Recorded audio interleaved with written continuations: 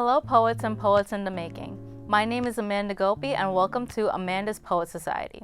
Since it's National Poetry Month, we want to celebrate by talking about all things poetry, from the poets who influenced us to the type of poems we write. We even have a few members who want to perform their spoken word for you guys. So let's get into it. Poetry is an art that expresses emotions, experiences, and ideas, written in stanzas. When writing poetry, you paint a picture that evokes emotion and allows you to pour out anything you want to talk about. It is open for anyone to interpret, which has the ability to have a connection with anyone who's listening to your spoken word. 4 aspects that are relevant to poetry are form, sound, language, and emotion. Form is a type of poem being written. Sound focuses on the rhythm of the poem. Language is how you paint the picture, which can be done with imagery, metaphors, symbolism, and more. And last, you have emotions. Emotions is a huge part of poetry, and it's not just the emotions as the writer, but also the emotions of the audience who is listening to you pour your heart out.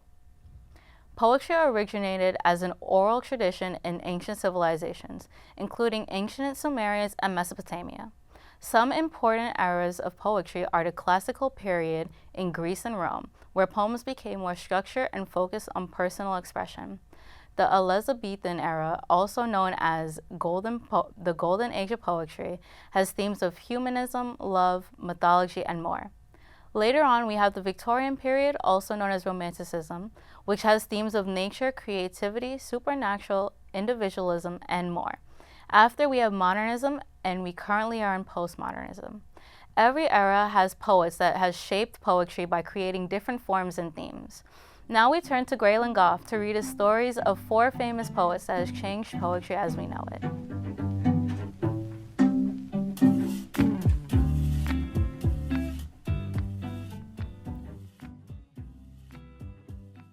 Four Famous Poets by Graylin Goff. Our first poet is Edgar Allan Poe, who was an American poet, critic, and editor that contributed many poems to romantic literature. Some themes of his poems were death, mortality, horror, and the supernatural. Some of his most famous poems are The Raven, written in 1945, Annabel Lee, written in 1949, and Alone, written in 1875. Poe invented the genre of modern detective literature. The Mystery Writers of America also have an award named after him. This line comes from his letter to George W. Eveleth, written in 1848, and it reads, "I became insane with long intervals of horrible sanity." Our next poet is Emily Dickinson. Emily Dickinson was an American poet who was known for the form, unconventional punctuation, and syntax used in her poems. Some themes of her poems were racism, economics, and sexual oppression. Some poems she is best known for are Because I Could Not Stop Her Death, Hope is a Thing with Feathers, and I'm Nobody. She wrote over 1,000 poems, and some of them weren't ever published. Many of her poems didn't have a title, but instead were labeled with numbers. Hope is the thing with feathers that perches in the soul and sings the times without the words and never stops at all. And that comes from Hope is the Thing with Feathers, written in 1891. Our next poet is Langston Hughes. Hughes was a figure of the Harlem Renaissance, civil rights activist, and father of jazz poetry. Some themes of his poems were the African American experience, racial injustices, hope, and dreams. Some poems he is known for are The Weary Blues, written in 1926, I Too, and Harlem, written in 1951. Langston Hughes was the first Black American to make a living wage with his writings. He also won the Spingarn Medal and Gold Harmony Award, among many other awards. Hold fast to your dreams, for if dreams die, life is a broken winged bird that cannot fly. And that comes from Hughes' poem titled Dreams, written in 1923. Finally, our last poet is Maya Angelou, who was an American poet, civil rights activist, novelist, singer, and dancer. Some central themes of her poems were racism, economics, and sexual oppression. Poems Angelou is best known for are I Know Why the Caged Bird Sings, written in 1969, and Still I Rise, written in 1978, and Phenomenal Woman, written in 1995. Maya Angelou was the first Black woman to have a screenplay produced into a movie. She was also nominated for an Emmy and a Tony. This line comes from one of her most famous poems, And Still I Rise, written in 1978. You may write me down in history with your bitter, twisted lines. You may trod me in the very dirt, but still, like dust, I'll rise.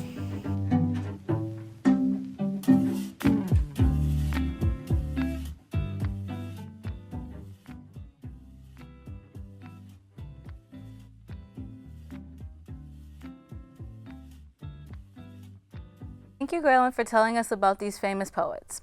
We have some members that are joining us for some spoken word and trivia. Please introduce yourselves. Hi, I'm Alexandra Spence. I'm Sonny Budhram. Hello, I'm Sophia Byrnes.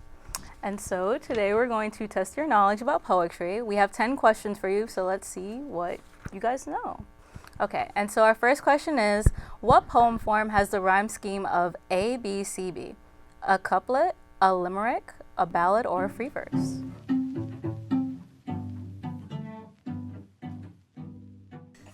You guys can just guess. I'll guess. There's I'm going to nothing say ballad. I would agree with ballad. I was gonna go maybe more so limerick. Okay. So the answer is a ballad. A ballad has 4 stanzas with a rhyme scheme of A, B, C, B. So you guys got that right.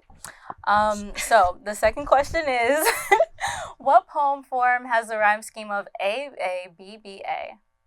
You have a ode, a limerick, acrostic, or haiku.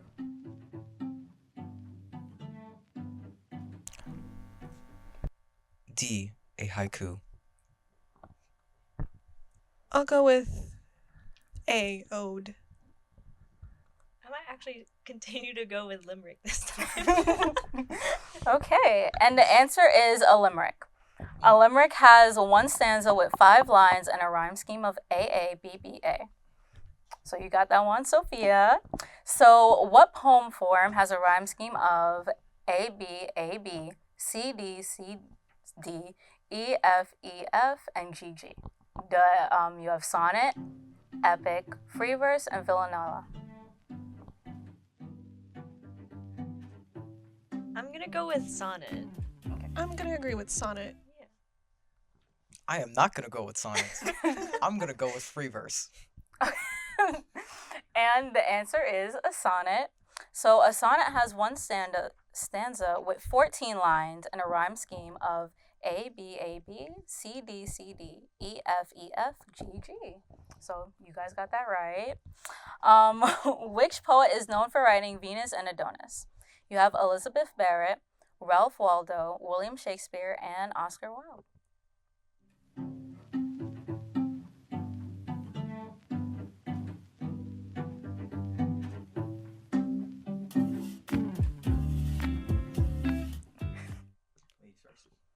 I'm going to go with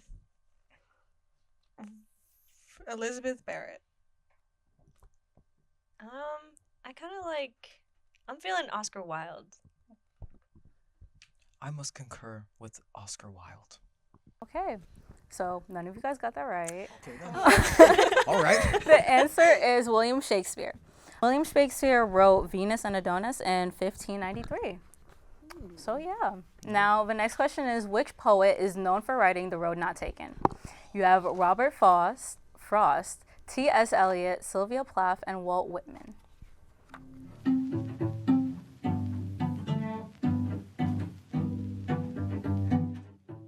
I'm gonna go with Robert Frost. Robert Frost. You guys all got that correct. It is Yay. Robert Frost, and he wrote the poem in 1915. So you guys got that. Now the next question is, who wrote the poem Harlem? Maya Angelou, Langston Hughes, Edgar Allan Poe, or Emily Dickinson?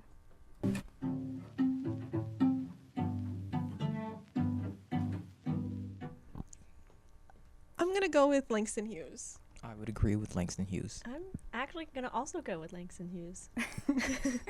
And you guys all got that right. He wrote the poem in 1951. The next question is, which one of these poets are from Elizabethan era? You have William Shakespeare, Edmund Spenser, Christopher Marlowe, and William Butler Yeats.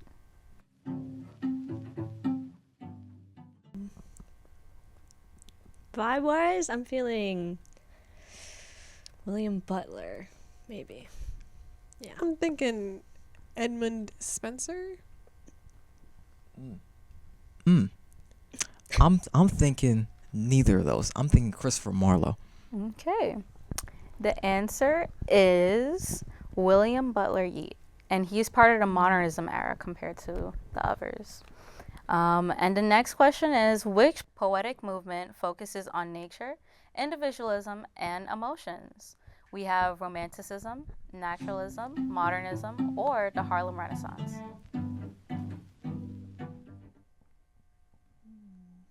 Wild guess. I'm thinking naturalism. I might actually take the sunny route here and say naturalism. You do not want to go the sunny route. I'm telling I'm you. thinking Romanticism. Alex, you are correct. And Romanticism was during the late 18th century and the early 19th century. And most of the poems had the themes of nature, individualism, and emotions. So the next question is, which one of these movies were inspired by Emily Dickinson? You have Sylvia, Before Sunrise, A Quiet Passion, or Dead Poets Society.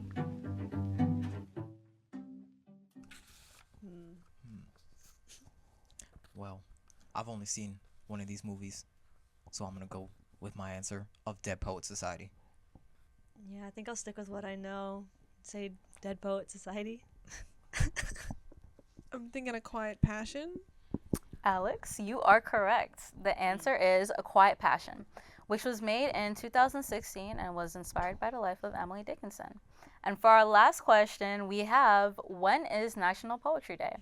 March 21st, April 28th, June 13th, or October 3rd? It's feeling a little obvious here. I'm going April 28th? 28th, yeah. Well, I would second that statement. I mean, we're currently in April, last time I checked. So yeah, I'd say April 28th. Okay, so you guys are all incorrect. Even though April is National Poetry Month, the answer is October 3rd. So every year, October 3rd is National Poetry Day. So the winner of trivia is Alex. Congratulations. Thank you. So did you guys learn anything new from the trivia? Yes. Sure. Yes. I learned that National Poetry Month is April and the day is in October. Real? It should match up. Messed up. It If should only. match up. If only. Not gonna lie, when I was researching it, I also thought it would be in April just to find out it's at the end of the year, which is crazy. There was no need to separate it out. No. But anyways, so now that we've talked about different forms and different poems, we wanted to hear you guys' own spoken word. So let's start off with Alex. Okay. I wrote a sonnet. It's about unrequited love that, it really came from the heart, though I never personally experienced this. Personally. He who I aspire sits at the world's edge. Away he gazes from the abyss's grip. The fool moves onward, I step to the ledge. Uncertain yet driven, I take the trip. There's warmth in the womb of need. Like needles to the temple, it calls my name. Love, comfort, acceptance, my soul does plead, as senses whirl in a vortex of flame. Need and want obscured, death claims virtue's form. A man binds the heart in a knot of despair. Salvation found where the righteous are torn, and acts of devotion become the prayer. The sun sets to blue, and I follow its hue. Desire fades, desperation clouds my view. Wow. Yes. That was very beautiful. Very nice, very nice. It's gorgeous. I love it. Yes. Next we have Sunny. Alrighty. Just whip it out my inventory. Alright. Good afternoon and good evening, folks. So the poem that I wrote is an acrostic, and it's basically based off of WRED-TV, You know, I've been here for most of my college career, and you know, I love the team here. I love the camaraderie. I love doing things like this. You know, every Friday, Mondays and Thursdays. You know, I'm gonna get to it right now. All right. Why are we here? Just not to be seen? Rectify me if I'm wrong, but don't we all want to be on the big screens? Exit stage left, stage right. Control room and studio floor. There is limited time in between. Don't forget why you're here, why you see red. To all past, present, and future to be, there's one thing to be said. Venture forward. No, we're all here for red. Thank you, folks. That was so beautiful, Sunny. Thank you, thank you, thank Sure, you. we can all relate. We're all here. And last but not least, we have Sophia. Hello. Okay, my turn. Okay, so my poem is a concrete poem, so it's got a visual element along with it, which I will show you guys at the end. It's about a long distance friendship that I've had because I am not from around here, so a lot of what I experience is from a distance, which some people can relate to, so hopefully you guys do. It goes, I hope I never become the moon or you the sun, known together but do not live as one. We never touch, rarely see one another, almost forever apart, sharing only stars with each other. But when an eclipse occurs, I feel finally full, your arms wrapped around me, our love as a spectacle. Maybe it's the life we live, something that's meant to be. So I'll be the moon and you'll be the sun to me. And I've got this gorgeous little creation. You can We see love that. to see it. Thank you guys. Little moon and sun. Now, for everyone at home who wants to write their own poem, we have Daniel Ordonez, who's going to teach us how to write a haiku. Hi everyone, my name is Daniel Ordonez and I'm going to teach you how to write a haiku. A haiku is a poem that originated in Japan during the 17th century by Matsuo Basho. The haiku comes from a renga, which is a longer poem that is linked with multiple poets. The first stanza in a renga is referred to as the haku, which means starting verse. The haku is the first 3 lines that set the mood for the rest of the poem. Later on, the haku became its own poem and is called a haiku. The theme for most haikus are about nature. These poems don't have a rhyme scheme compared to other poems. The format for haiku poems consists of 17 syllables and is divided into 3 lines. The first line has 5 syllables, the second line has 7 syllables, and the last line has 5 syllables. This is my version of a haiku, and the inspiration behind this poem is that the fact that I love the spring, but I hate the allergies that come with. The trees start to bloom. Sun fills my windows once more. Pollen hurts my eyes. Haiku is a great start to getting into poetry. If you can, try to make your own haiku. Thank you so much, Daniel, for teaching us how to write a haiku. Before we end today's show, I would like to read one of my own poems. I wrote a freestyle about the stars. The stars inspired me because I love stargazing. So yeah. All the stars in the sky, everyone is different. Each hold their own beauty. Each has their own admirer. You are different. You stand out from others. You can be seen most of the time. You bring everyone together. No one admires you, no one loves you, no one understands you, and no one remembers you. When I look up at you, I think about how much you do. When you look down at me, you see someone who's dependent on you. I know how much you mean to me. I'm not sure if you know that. I try to tell you, but you never believe me. What would it take for you to believe me? What would it take for you to trust me? What would it take for you to rely on me? What would it take for you to return what I've given to you? I can't return the favor. You've never let me in. I can't express my love. You would never reciprocate it. If you feel sad, if you feel lonely, if you feel unappreciated, just know that I'll be here for you. And that's all that we have for you today. Hopefully you were inspired to write your own poems, and if not, maybe you learned something new. My name is Amanda Gopie, and this is Amanda's Poet Society.